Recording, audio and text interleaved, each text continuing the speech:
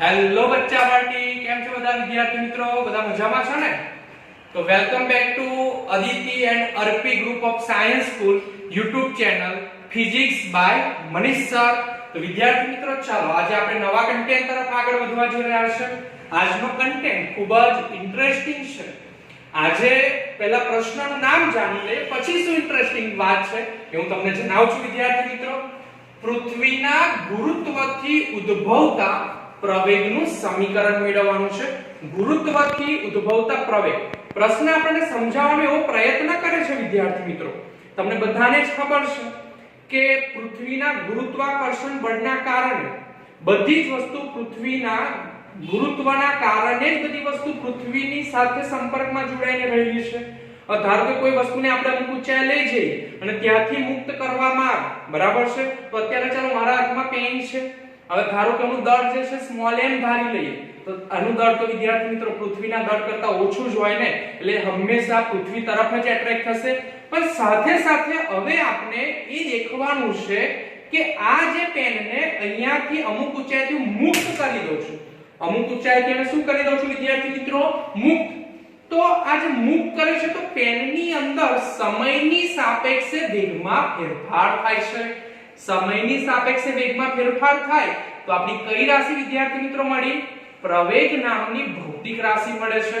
તો આજે આપણે પૃથ્વીનું ગુરુત્વ પ્રવેગ, મતલબ કે પૃથ્વી દરેક વસ્તુને પોતાના તરફ જે પ્રવેગથી પોતાના તરફ એટ્રેક્ટ કરે છે, આકર્ષિત કરે છે, તો દરેક જે એટ્રેક્શન છે તે ગુરુત્વ પ્રવેગનું મૂલ્ય કેટલું છે અને કયા સૂત્ર પરથી મળે છે એ આજે આપણે શોધવાનું છે.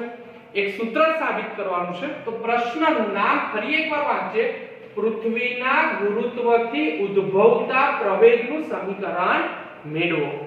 તો વિદ્યાર્થી મિત્રો, પૃથ્વી એને આપણે એવું ધારી લઈએ કે પૃથ્વી એક ઘોડો છે, બરાબર છે? અને સાથે સાથે પૃથ્વી એક ઘોડો છે, પણ આ જે ઘોડો છે એ ઘણા બધા સમકેન્દ્રીય કવચોનું બનેલું છે.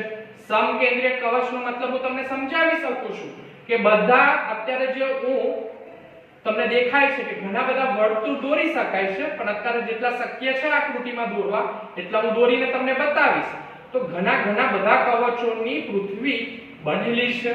એક્ઝામ્પલ તરીકે આપણે ડુંગળી સમજી લો કે ડુંગળીની ઉપર એક સ્તર કાઢીએ તો બીજું સ્તર આવે, બીજું આવે તો ત્રીજું, બધાનું કેન્દ્ર એક જ હોય ને વિદ્યાર્થી મિત્રો? એટલે બધા જ જે કવચ છે બધાનું જે કેન્દ્ર છે, પહેલું હોય, બીજું હોય, ત્રીજું હોય, ચોથું હોય કે પાંચમું હોય, બધાનું કવચ કેવું છે વિદ્યાર્થી મિત્રો? એક જ છે.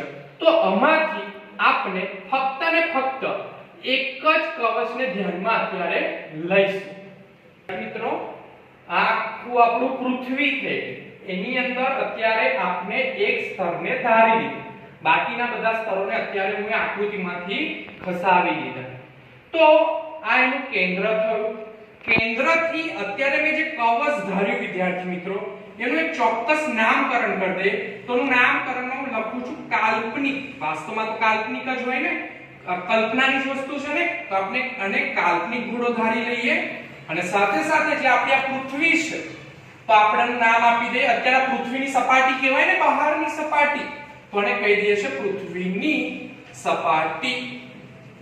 ચાલો, તો અત્યારે આપણું જે કન્સન્ટ્રેશન હશે વિદ્યાર્થી મિત્રો એ ટોટલી કાલ્પનિક ઘોડા પર લગાવી દઈએ. હવે હું તમને બીજી એક વાત જણાવવા માંગુ છું કે કોઈ પણ ઘોડો હોય, કોઈ પણ પદાર્થ હોય, એ દરેક વસ્તુ એ પોતાના કેન્દ્ર પર, એ કોઈ પણ વસ્તુનું જે દળ હોય એ પોતાના તેના કેન્દ્ર પર કેન્દ્રિત થયેલું હોય. એટલે કહેવાનું તાત્પર્ય મારું એવું છે કે કાલ્પનિક ઘોડો છે તો ઘોડાનું પોતાનું દળ તો હશે ને ચોક્કસ. તો આ જે દળ હશે એ એના કેન્દ્ર પર શું થયેલું હશે? કેન્દ્રિત હશે. તો આ ઘોડાના દળને અત્યારે આપણે એક નામકરણ કરી રહ્યા છે m સ્મોલ r. અને સાથે સાથે આ ઘોડાની જે ત્રિજ્યા છે એને વિદ્યાર્થી મિત્રો હું સ્મોલ r ધારી લઉં છું. સમજ પડે છે? તો અહીંયા નામકરણ પણ કરીએ આપણે કે જે mr છે એ કાલ્પનિક ઘોડાનું દળ છે, અને જે સ્મોલ r છે વિદ્યાર્થી મિત્રો, જે સ્મોલ r છે એને આપણે કહી દઈશું કાલ્પનિક ઘોડાની ત્રિજ્યા. સમજ પડે છે કે નથી પડતી? ઓકે, હવે સાથે સાથે આ કાલ્પનિક ગોળાની ઉપર આપણે અત્યારે એક બિંદુવત દળ, કયું દળ બોલું છું? બિંદુવત દળનો મતલબ થાય એવું લઈ શકાય કે અતિમાં અતિ સૂક્ષ્મ દળ ધરાવતો કણ, અતિમાં અતિ સૂક્ષ્મ ધરાવતો કણ. તો અત્યારે આ જે કાલ્પનિક ગોળો છે એની સપાટી પર હું એક બિંદુવત દળ મૂકી રહ્યો છું કે જેનું દળ આ ગોળાની સાપેક્ષે અત્યંત સૂક્ષ્મ હોય. તો અહીંયા સ્મોલ m નું પણ નામ લખી દઈએ. સ્મોલ m નું નામ લખું છું બિંદુવત દળ. બરાબર છે? અને જ્યાં બિંદુવત દળ પડ્યો છે એનું ચોક્કસ નામ આપી દે કે p બિંદુએ પડ્યો છે. ક્યાં પડ્યો છે? p બિંદુએ આવેલો છે. તો આ આપણી આકૃતિની મેં થોડી જનરલાઇઝેશન માહિતી આપી. તો હવે વિદ્યાર્થી મિત્રો આપણે જેવી આકૃતિ દોરીએ એવું આકૃતિનું થોડું વર્ણન પણ લખવું પડે. તો ચાલો આપણે થોડું વર્ણન લખીએ કે જે પૃથ્વી છે, પૃથ્વીને આપણે ગોળો આકારની છે તેમ ધારી લઈએ વિદ્યાર્થી મિત્રો. સાથે સાથે પૃથ્વી એ ઘણા બધા સમકેન્દ્રીય કે કવચોની બનેલી ગણીશું. તો તેમાં એક આપણે કાલ્પનિક જે દોર્યું છે એ જ લખી રહ્યા છે. આપણે તેમાં એક કાલ્પનિક ગોળો ધારીએ છે. બરાબર છે? તો કાલ્પનિક ગોળો ધારી લીધો. ચાલો વિદ્યાર્થી મિત્રો ધાર્યો ને? તો કાલ્પનિક ગોળાનું દળ mr છે અને તેનાથી સ્મોલ r જેટલા ત્રિજ્યા પર, તમે દેખો આકૃતિમાં સ્મોલ r જેટલી ત્રિજ્યા પર p બિંદુએ બિંદુવત દળ સ્મોલ m આવેલું છે. તો આ થઈ ગયું વિદ્યાર્થી મિત્રો આપણી આકૃતિનું વર્ણન. તો વિદ્યાર્થી મિત્રો તમે જોઈ શકો છો કે બિંદુવત દળ સ્મોલ m અને જે આખું ગોળીય કવચનું જે દળ છે એના કેન્દ્ર પર કેન્દ્રિત થયેલું છે કે જેને આપણે mr થી ઓળખી રહ્યા છે વિદ્યાર્થી મિત્રો. તો બે દળ ધરાવતા કોઈ કણ હોય તો અગાઉ આપણે શીખી ગયા છે કે બે વચ્ચે શું લાગશે વિદ્યાર્થી મિત્રો? ગુરુત્વાકર્ષણ બળ. શું લાગશે? ગુરુત્વાકર્ષણ બળ. તો ચાલો આપણે આ બે વચ્ચે જે ગુરુત્વાકર્ષણ બળ લાગશે તો ગુરુત્વાકર્ષણ બળનું સૂત્ર બનાવીએ. તો F આપણું સ્ટાન્ડર્ડ સૂત્ર યાદ કરો, Gm1m2/r². પણ મેં તે દિવસે એવું કીધેલું પણ ખરું તમને અગાઉના વિડિયો લેક્ચરમાં કે જેવું નામકરણ હોય m1 m2 લખવા જરૂરી નથી. અહીંયા બે બિંદુવત દળોના નામ શું છે? mr અને m છે. તો આપણે નામકરણમાં શું લખીશું? mr અને m.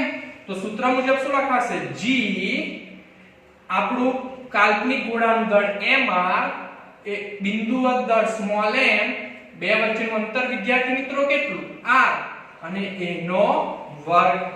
તો આ જે બે દળ વચ્ચે જે ગુરુત્વાકર્ષણ બળ લાગે છે એનું આપણું આ શું મળી ગયું વિદ્યાર્થી મિત્રો? સૂત્ર મળી ગયું. સમજ પડે છે ને? હવે આપણે દેખવાનો નજરિયા થોડો બદલી રહ્યા છે. તો ચાલો વિદ્યાર્થી મિત્રો આપણે જોઈએ કે હવે આપણે જે કાલ્પનિક ગોળો છે તો કાલ્પનિક ગોળાનું કદ કે જેને આપણે અત્યારે શેનાથી ઓળખી રહ્યા છે? કદ mr થી ઓળખી રહ્યા છે. સોરી, કદ કે જેને આપણે અત્યારે v અને r થી ઓળખીશું. તો અગાઉ કોઈ ગોળો હોય, આપણે ધોરણ 10 ની અંદર ગોળાના ઘનફળનું સૂત્ર મેળવી ચૂકેલા છે. તો એ વખતે આપણે સૂત્ર મેળવેલું કે 4/3 પાઈ r ક્યુબ. યાદ આવે છે કે નથી આવતું? આ સ્ટાન્ડર્ડ સૂત્ર થઈ ગયું. સ્ટાન્ડર્ડ સૂત્ર છે.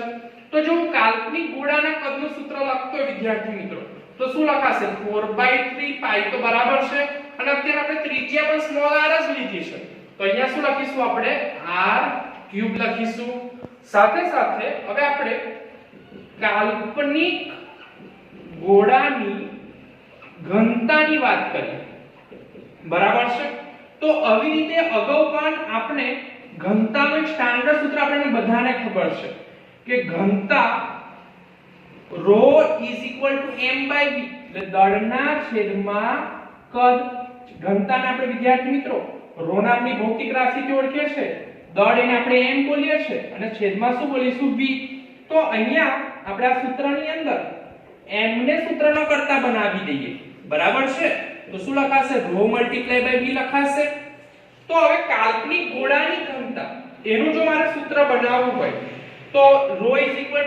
m/v લખાય પણ હું અહીંયા કાલ્પનિક ગોળાનું દળની વાત કરું તો દળ એટલે કાલ્પનિક ગોળાના દળને તો વિદ્યાર્થી મિત્રો આપણે mr થી ઓળખ્યા છે ને mr હોય તો ચાલો mr આપણું શું લખાશે અહીંયા આ સૂત્રના અનુસંધાનમાં v કે આપણું v × ρ પણ અત્યારે આપણું જે કાલ્પનિક ગોળાના કદને આપણે શું નામ આપી દીધું છે vr નામ આપ્યું છે તો વિદ્યાર્થી મિત્રો હું અહીંયા mr લખું કે જે મારા કાલ્પનિક ગોળાનું દળ છે અને અહીંયા vr નું ઉપર સૂત્ર ઓલરેડી આપણે મેળવ્યું તો અહીંયા શું મૂકી દઈશું 4/3 પાઈ r³ × ρ સમજ પડી કે ના પડી તો અને આપણે સમીકરણ નંબર શું આપી દઈશું 2 હવે આગળ આપણે શું કરીશું હવે કે જે સમીકરણ 2 ની કિંમત છે ને વિદ્યાર્થી મિત્રો એને આપણે સમીકરણ 1 માં મૂકવાના છે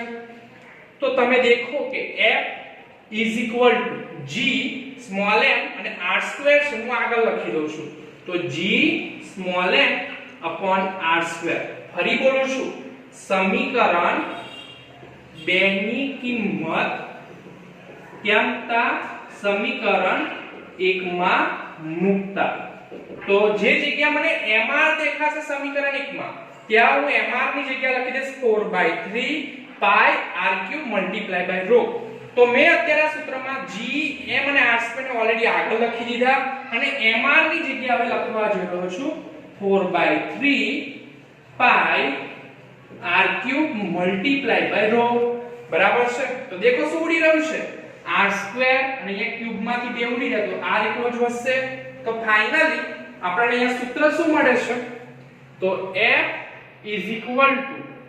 g સ્મોલ m પછી 4/3 તો 4/3 ને વિદ્યાર્થી મિત્રો હું આગળ લખી દઉં છું 4/3 g સ્મોલ m પાઈ r ρ બરાબર છે તો આટલી વેલ્યુ આપણને મળી કે ના મળી તો આપણે અત્યારે સમીકરણ નંબર શું આપી દઈશું 3 આપી દઈશું બરાબર છે વિદ્યાર્થી મિત્રો સમજ પડી હવે થોડું આપણે વ્યવસ્થિત રીતે લખીએ તો f જો આવી રીતે લખું તો ચાલે g સ્મોલ m છે ને આગળ લખી દઉં બ્રેકેટમાં 4/3 પાઈ અને ρ લખી દો અને બ્રેકેટ ક્લોઝ કરીને r લખી દો અને સમીકરણ 3 અહીંયા આપી દઈએ આપણે આવું લખવાનું મારું ચોક્કસ ઉદ્દેશ્ય છે પણ પાછળ તમને ઓટોમેટિક ખબર પડશે કે હું શા માટે લખ્યું તો બધા પદો તો વિદ્યાર્થી મિત્રો કવર થઈ જ જાય છે તો આવી રીતે લખીએ તો પણ આપણને કોઈ પ્રોબ્લેમ નથી હવે ચાલો આપણે આકૃતિમાં થોડું પાછો ગોળ કરીએ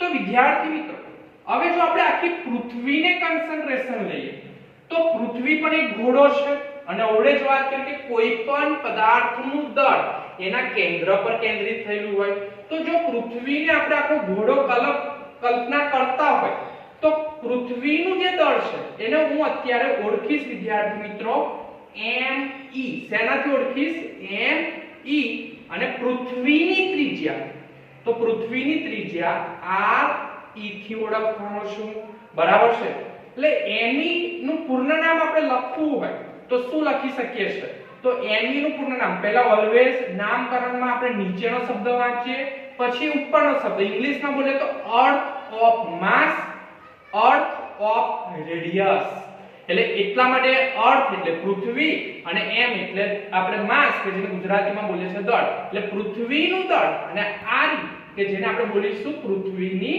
ત્રિજ્યા. સમજ પડી કે ના પડી? તો વિદ્યાર્થી મિત્રો ચાલો તો આપણે હવે થોડું નવું રીતે જોઈએ. તો પૃથ્વીનું દળ m હોય તો આપણે અવડે સૂત્ર દેખ્યું કે ρ = m/v. આ સૂત્ર પરથી આપણે m ને સૂત્રનો કરતા બનાવી દઈએ તો અત્યારે તો પૃથ્વીના દળની વાત થાય છે ને. તો me = શું લખાશે? ve × ρ લખાશે. બરાબર છે. અને અહીંયા me પૃથ્વી ગોળો છે અને ગોળાના ઘનફળનું સૂત્ર તમને બધાને ખબર છે 4/3 pi r3. પણ વિદ્યાર્થી મિત્રો એ સ્ટાન્ડર્ડ સૂત્ર છે આ, પણ અહીંયા આપણે પૃથ્વીની ત્રિજ્યાની વાત કરી છે એટલે r3 ની જગ્યાએ હું re3 લખીશ. એટલે ખાસ ધ્યાન રાખજો અહીંયા r3 ના લખી જાય કે અહીંયા પૃથ્વીની ત્રિજ્યાને આપણે શું નામ આપ્યું છે? re3 * શું લખીશું આપણે? ρ. તો હવે એક કામ કરીએ આપણે કે me છે અહીંયા જે re3 છે તમે દેખી શકો છો અત્યારે ગુણાકારના સંબંધમાં છે ને, તો આ બરાબરની આ સાઈડ લઈ જાય તો ક્યાં જાય? ભાગાકારમાં જાય. તો અહીંયા શું લખાશે? me/re3 = 4/3 pi * ρ. તો વિદ્યાર્થી મિત્રો અને હું સમીકરણ નંબર આપી દઈશ 4. ઓકે.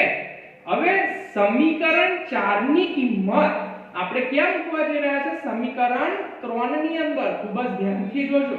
તો તમને જે જગ્યા 4/3 pi ρ દેખાશે ત્યાં તમે શું લખશો? me/re3. તો તમને આવડે મેં અગાઉ કીધું કે મેં એવું લખવાનો મારો એક ચોક્કસ ઉદ્દેશ્ય છે. હવે ખબર પડે છે કે 4/3 pi જે ρ છે એની જગ્યાએ શું લખી શકીશ? me/re3 લખી શકાય ને? તો લખીએ આપણે કે સમીકરણ 4 ની કિંમત ક્યાં મૂકતા? સમીકરણ 3 માં મૂકતા. તો મૂકીએ ચાલો. તો f = g m 4/3 pi ρ ની જગ્યાએ આપણે શું લખીશું? અહીંયા 4/3 pi ρ ની જગ્યાએ શું લખીશું આપણે? me/re3 અને બાજુમાં જે આપણો r છે એ તો ખરો જ. ખબર પડી કે ના પડી? હવે આપણે થોડી ધારણાને આગળ વધારીએ. તો હવે આપણે આગળ થોડી ધારણા વધારીએ. તો જે p બિંદુ એ આપણું m જે બિંદુવત દળ હતું કે જે કાલ્પનિક ગોળાની સપાટી પર પડેલું. પણ હવે આપણે વિચારીએ કે જે આ m દળ છે એ પૃથ્વીની સપાટી પર લાવી દઈએ તો શું સમજ પડે છે? કે બિંદુવત દળ પહેલા r ત્રિજ્યાએ હતું, પણ હવે જો આ બિંદુવત દળને વિદ્યાર્થી મિત્રો ક્યાં લાવી દેવામાં આવે? પૃથ્વીની સપાટી પર લાવવામાં આવે.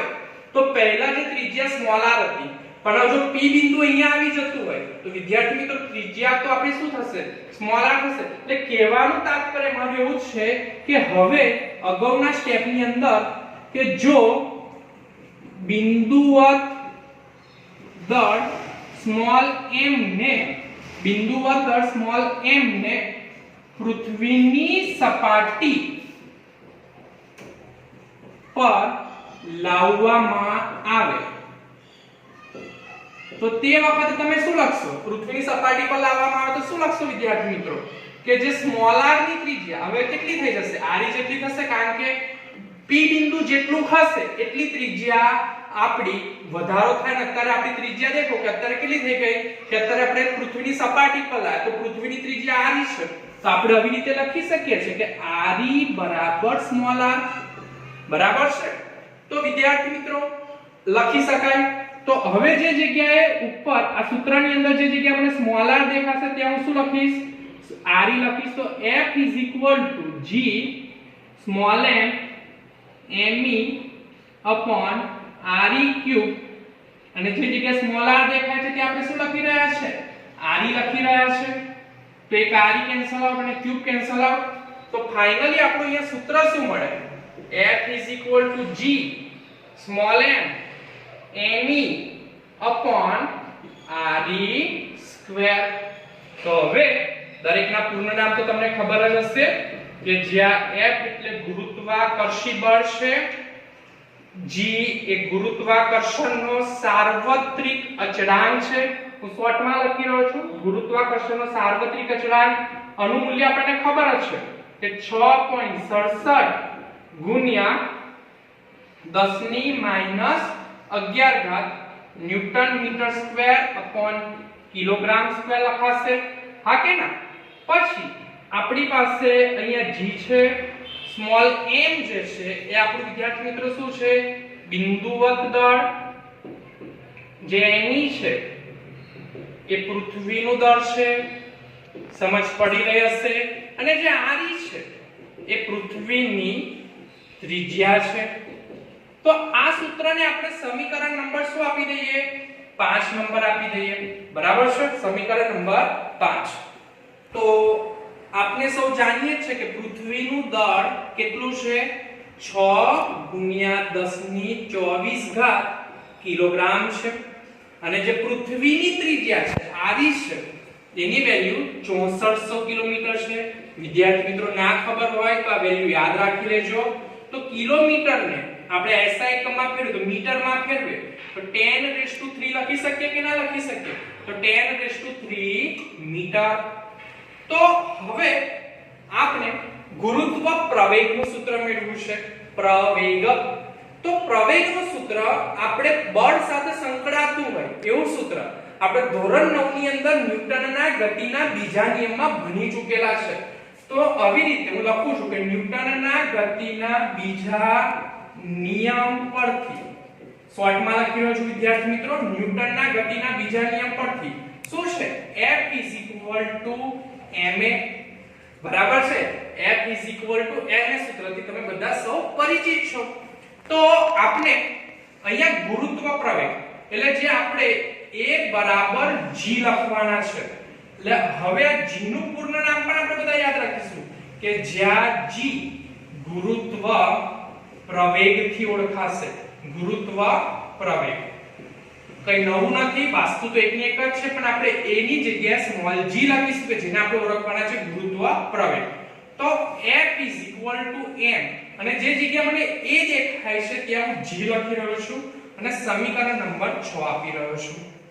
તો વિદ્યાર્થી મિત્રો આપણે સમીકરણ 5 માં સમીકરણ 6 ની વેલ્યુ મૂકવા જઈ રહ્યા છીએ. તો જે જગ્યા મને f દેખાશે ત્યાં હું mg લખીશ. એટલે અહીંયા લખું છું સમીકરણ 5 માં સમીકરણ 6 ની કિંમત મૂકતા. તો કિંમત મૂકીએ. ચાલો. તો f ની જગ્યાએ હું શું લખી દઈશ? સમીકરણ 5 દેખાય છે ને તમને? તો f ની જગ્યાએ હું શું લખી દઈશ? mg લખી દઈશ. અને અહીંયા g small m me upon g me અને અહીંયા છેદમાં શું લખાશે? re નો વર્ગ. તો શું ઉડી રહ્યું છે? દેખો સ્મોલ m કેન્સલ આઉટ થઈ જશે. તો વિદ્યાર્થી મિત્રો આ આપણું મળી ગયું ગુરુત્વ પ્રવેગનું સૂત્ર. પૃથ્વીના ગુરુત્વથી ઉદ્ભવતા પ્રવેગનું સમીકરણ મેળવો. તો પ્રવેગનું સૂત્ર એટલે ગુરુત્વ પ્રવેગ બોલીએ છીએ આપણે. તો ગુરુત્વ પ્રવેગ g me upon re નો વર્ગ. તો વિદ્યાર્થી મિત્રો લો આ આપણું થઈ ગયું ગુરુત્વ પ્રવેગનું સૂત્ર. તો જો આપણે g નું મૂલ્ય જાણીએ છે કે g ની વેલ્યુ અહીંયા મેં કીધી કે 6.67 ગુણ્યા 10 ની માઈનસ 11 ઘાત. માસ ઓફ અર્થ એની પણ વેલ્યુ ખબર છે 6 ગુણ્યા 10 ની 24 ઘાત. અને પૃથ્વીની ત્રિજ્યા પણ ખબર છે 6400 ગુણ્યા 10 ની 3 ઘાત. તો બધી કિંમત અહીંયા મૂકી દઈએ અને સૂત્ર બનાવીએ તો એની વેલ્યુ કેટલી થશે? તમને બધાને ખબર છે 9.8 મીટર પ્રતિ સેકન્ડ સ્ક્વેર. આ કિંમતથી તમે સૌ પરિચિત છો. બરાબર છે? તો આજે તમને ખબર પડી કે 9.8 વેલ્યુ અત્યાર સુધી આપણે અગાઉ શું કરતા હતા કે ભાઈ ગુરુત્વ પ્રવેગ g નું મૂલ્ય 9.8 લઈ લેવું. પણ કેવી રીતે લેવું? તો આ સૂત્રમાં બધી વેલ્યુ મૂકી દઈએ આપણે. તો 6.67 ગુણ્યા 10 ની માઈનસ 11 ઘાત આ કેવી રીતે આવી? અગાઉના વિડિયો લેક્ચરમાં મેં સાબિત કરીને બતાવી. પછી માસ ઓફ અર્થ. તો વિદ્યાર્થી મિત્રો કેવેન્ડિશે પોતાના પ્રયોગ અને એના સૂત્રની અંદર કે જો એના સૂત્રની પણ વાત કરીએ કે જો સ્મોલ g અને r સ્ક્વેર ની વેલ્યુ જાણતા હોય તો આપણે માસ ઓફ અર્થ શોધી શકીએ છીએ. તો કેવેન્ડિશે પૃથ્વીનું દળ આ રીતે શોધેલું છે. તો તો આ બધાની કિંમત જાણતા હોય તો આપણે પૃથ્વીનો ગુરુત્વ પ્રવેગનું મૂલ્ય જાણી શકીએ છીએ તો ગુરુત્વ પ્રવેગનું મૂલ્ય આપણે લઈશું 9.8 મીટર પ્રતિ સેકન્ડ સ્ક્વેર અને ખાસ કરીને આ સૂત્ર પણ યાદ રાખજો પૃથ્વીના ગુરુત્વ પ્રવેગનું સૂત્ર શું છે સ્મોલ g g_me/re². વિદ્યાર્થી મિત્રો ખાસ એક વસ્તુ પણ યાદ રાખજો કે હું અહીંયા ge લખી રહ્યો છું શા માટે તો કે g એટલે કે આ જે ગુરુત્વ પ્રવેગનું સૂત્ર છે એ પૃથ્વીની સપાટી માટેનું છે હવે આપણે અગાઉના વિડિયો લેક્ચરની અંદર દેખીશું કે પૃથ્વીની સપાટીથી જેમ જેમ ઊંચાઈએ જઈએ અને અથવા તો જેમ જેમ પૃથ્વીની સપાટીથી ઊંડાઈએ જઈએ તો ગુરુત્વ પ્રવેગના મૂલ્યમાં શું ફેરફાર પડે છે એના પર સૂત્ર મેળવવાના છે તો ખાસ એકવાર બોલું કે g નું જે સૂત્ર છે એ પૃથ્વીની સપાટીથી ઉદ્ભવતા ગુરુત્વ પ્રવેગનું સૂત્ર છે જેમ જેમ પૃથ્વીની સપાટીથી ઉપર જઈશું અને ઊંડાઈએ જઈશું તેમ ગુરુત્વ પ્રવેગના મૂલ્યમાં ફેરફાર થાય છે કે નથી થતો અને થાય છે તો કેટલો થાય છે આ બધાના સૂત્ર આપણે અગાઉના હવે વિડિયો લેક્ચરની અંદર જોઈશું તો વિદ્યાર્થી મિત્રો આજનો મારો વિડિયો લેક્ચર અહીંયા પૂરો કરું છું જય હિન્દ જય ભારત નમસ્કાર